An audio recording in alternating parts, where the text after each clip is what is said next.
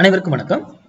Weekly pre market அனலைஸ்ல இந்த ஒரு June 4th வீக்கான அனலைஸ்ல எந்த பிரைஸ் ரெசிஸ்டன்ஸாகவும் எந்த பிரைஸ் சப்போர்ட்டாகவும் இருக்குன்றத பார்க்கலாம்.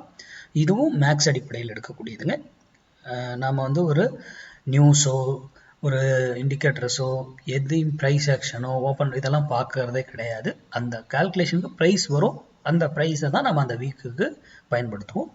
இந்த வீக்லி அனலைஸ் எப்பவுமே சொல்கிறேன், இயர்லி தான் இருக்கிறதுலே பவர்ஃபுல். இயர்லி லெவல் ஆல்ரெடி ஜனவரியிலே போட்டிருக்கேன், செக் பண்ணிக்கோங்க. மந்த்லி லெவல் மந்த் ஆரம்பிக்கும் போதே போட்டிருக்கேன், மந்த்லி லெவல்ஸ் இருக்குது, அதுவும் செக் பண்ணிக்கோங்க. அதுக்கப்புறம் தான் வீக்லி லெவல். வீக்லி லெவல் கூட மந்த்லி ஏதாவது ஒரு டைரக்ஷன் இருந்து அதே என்ட்ரி கிடைச்சா இன்னும் பெட்டராக இருக்கும். ஓகேங்களா? சரி, இந்த 52 வாரத்தில் இந்த கால்குலேஷன் 44 வாரம் சக்ஸஸாக இருக்கும். 8 வாரம் என்ட்ரி கிடைக்காம போகலாம், ஆறு ஆப்போசிட்டில் ஸ்டாப்லாஸ் இருக்கிறேன்னா ஆப்போசிட்டில் சேர்த்து 200 பாயிண்ட் ரிட்டர்ன்ஸ் கொடுக்கும். இது அனைத்தும் டே கேண்டில் க்ளோசிங் பேஸ்ல ஸ்டாப் லாஸ்.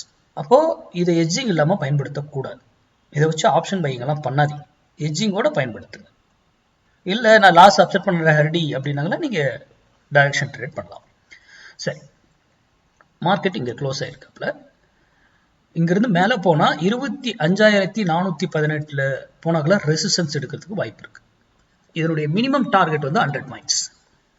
அதுக்கு ஸ்டாப் லாஸ் 25,518, 25,518. அது இங்க இருக்கும் மார்க்கெட்டு இங்கிருந்து கீழே வந்தா 24,882 support, 24,882. Stop loss 24,782, 24,782 day candle closing பேஸ்ல மஸ்ட் ரூல். அந்த அப்போ இங்க இருக்கும் பொழுது ஒன்னு ரெசிஸ்டன்ஸ் போனால் தான் நம்ம செல் எக்ஸ்பெக்ட் பண்ணணும், சப்போர்ட் வந்தால் தான் பை எக்ஸ்பெக்ட். அது வரைக்கும் இந்த வீக்கை நீங்கள் வெயிட் பண்ணணும். அதுதான் இதனுடைய ரூலுங்க. மற்றபடி இன்ட்ராடே இது கான்செப்ட் அது டோட்டலி வேற. இது மார்க்கெட்டுக்கு இந்த வீக்குக்கான. நன்றி, வணக்கம், வாழ்க வளமுடன்.